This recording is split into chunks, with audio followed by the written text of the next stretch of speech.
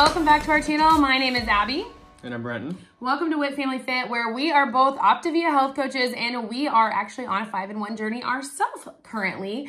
And so we wanted to talk to you a little bit, since it's the weekend, about the weekend challenges and what that can be being on the Optavia 5-in-1 program. So what do you have to say about weekends, babe, on program? Weekends can get crazy, busy, especially if you have little kids like we do. We've got, 3 parties we're about to divide and conquer with today alone. So the big thing about the weekend is plan ahead. So what is the saying? Not having a plan is failing planning to to plan fail. is failing to Failing to plan is planning to fail. planning to fail. There you go. So know what's coming up in your schedule and make sure you plan ahead and don't ever leave without extra fuelings. Exactly. So we'll talk about a few of the challenges that can happen on the weekend, and then we'll also give you some tips and tricks that have worked really well for us.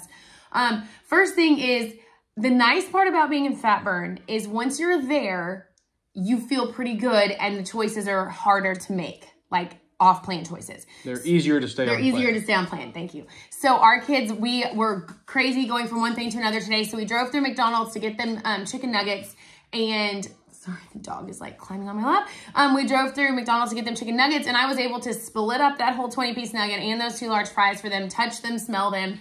Didn't even want one. Like, wasn't even a desire of mine. And I really find that when I'm in a good solid fat burn, you like have to try to get me off program, because I'm like, no, I'm in fat burn. I want to do this. I'm going to do it. So really it helps your mindset.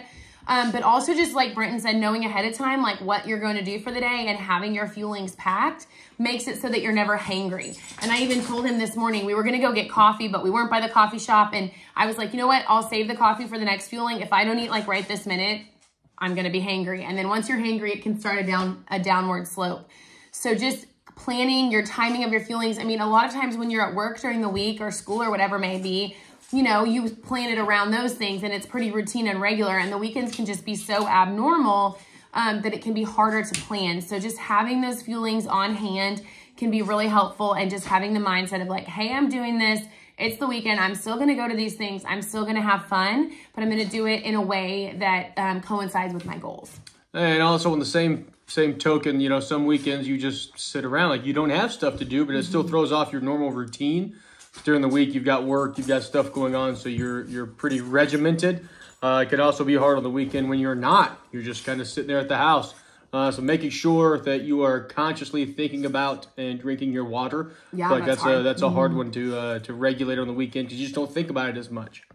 Yeah, absolutely. And it can be challenging when you see other friends, family members drinking or eating all the things. But once again, that's just a mindset thing of like, hey, what are my goals? How am I going to get there? And does this serve my goals right now? One of the things that we really like to do during the weekend is focus on the lean and green.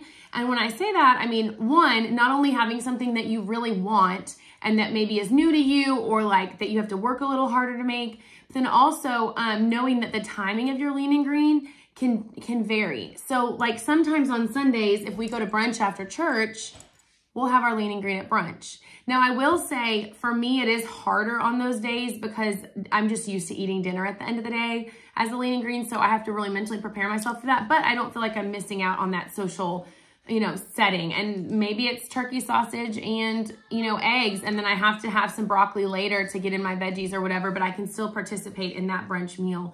I lost my train of thought on that. Yeah, so timing. If you're going out to lunch with friends, you know, plan your lean and green around lunch, do your fuelings. And remember, don't negate those hot fuelings for the evening time. Like if you ate earlier in the day, like that herb penne pasta, chicken noodle soup, garlic mashed potatoes, any of those things are gonna be a great choice to help you feel more full than say like one of the granola bars, even though they're made with the same, you know, nutritional value in mind. That being said, also looking forward to your lean and green. What did I tell you earlier today I was craving? Hamburger with no bun. Yeah, I wanted a hamburger. I'm like, I want hamburgers tonight, because that was a normal thing that we would have on a weekend, grill out. So we're just gonna do hamburger with no bun and some bell peppers, like cut up with maybe some ranch dip or something.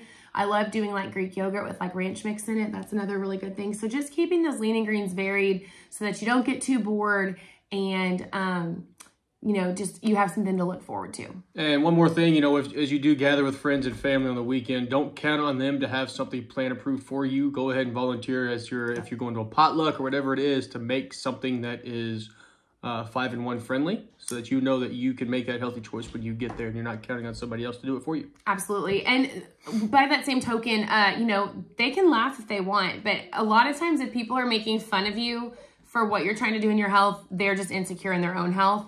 And we've had to learn that, like his whole family group chat, not his immediate family, his extended family was making fun of me when I said I was going to bring buffalo chicken dip. And they were like, you're going to dip a buffalo in what? And I'm like, no, buffalo chicken dip is one of the staples that I bring. No one else has to know it's healthy. You can tell them if you want, but it's so good that you wouldn't even know it. So that's a good one to bring. What are some other party foods? Well, you can always bring the veggie tray. Always do the veggie tray. You know, especially with Christmas coming up, there's some fun like wreaths and different snowman shapes you can do with veggies. What else do we normally do to parties? Well, and typically, you know, there's going to be a meat. There's going to be a protein there. So you probably don't necessarily need to worry about your protein as much. There's going to be something there you can eat. So just make sure that you have the veggies on hand. Really great salad. I'm a huge fan of the Olive Garden light salad dressing, and you can just make like an Olive Garden dupe salad and not put the croutons on it. Just have it on the side for whoever wants it. Everyone loves Olive Garden salad, and that's literally like picking up a bag of iceberg lettuce mix at the store and getting that light Olive Garden dressing. I usually do a few sliced red onions in that. So really, you can be social, you can still participate in those things, and just know yourself too, know what you're able to tolerate. When I went to the women's Christmas party last week, I chose not to eat anything there. I ate my lean green before I went, and I took my fun drink in a cup.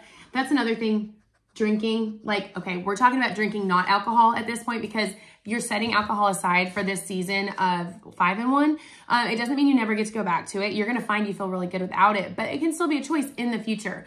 Right now, one of the things we like to do is focus on drinking things that are calorie-free. We've gotten all our water in for the day, because a lot of times it's the action of like having the cup in your hand and going to your mouth, not what's actually in it. So sparkling ice works really well for that. Crystal Light, unsweet tea, Diet Dr. Pepper, even my coffee. And we're not saying to do that like all day long. You need your 64 ounces minimum of water. Gotta have your water.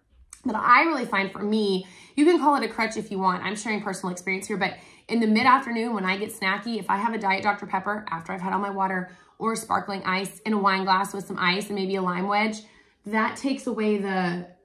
Satiates the desire. Yeah, it satiates the desire to have something in your mouth. And so that works really well for us.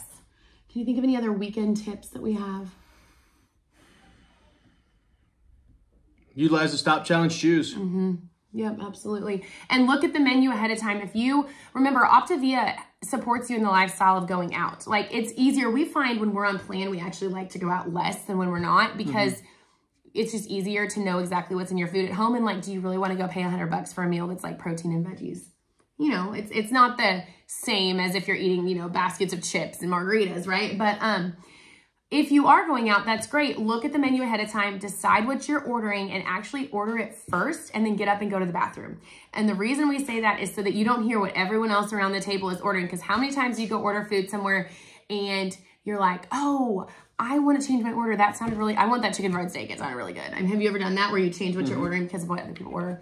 And reach out to your coach too if you need help. The Dining Out Guide is a great resource. We'll link that in the description box below. But these are all things that can help you conquer the weekend. And I would also say, and this is controversial, we don't diet, even though this isn't a diet, we don't diet in the dark. Okay, if you're honest with your friends, family, if you're hanging out with these people on the weekend, you're probably close enough with them to know what's going on in your life. And just tell them, hey, I have health goals right now, and that choice doesn't align, so please don't try to talk me out of it. If they love and care about you, they're going to honor that request. But in the same token, don't bully them if they're wanting to drink beer and eat bratwurst. I mean, whatever. Like, that's their prerogative, not yours. Beer and bratwurst. Well, I couldn't think of anything else. Oh, my gosh. Should have went to our go-to, just Mexican margaritas, but it's fine. I already said that. By the way, on Saturdays, we do get coffee. He'll tell you I get coffee more than on Saturdays because I'm kind of a brat. But this is on plan. If you haven't seen it before, I just have to share double shot of espresso, venti cup extra ice. I use my own vanilla almond milk silk 8 ounces with a brownie. Best weekend tip. You can still go get your coffee. I had to put that plug in there. Weekend of every day that ends in Y. What did I tell you from the very beginning? If you got a skinny wife out of it, $265 a day is worth it. $298 a day. $298. Sorry, inflation. It was $265 when we started. We digress. Y'all have a great weekend. Remember to lean into your coach. You can do this. It's going to be worth it.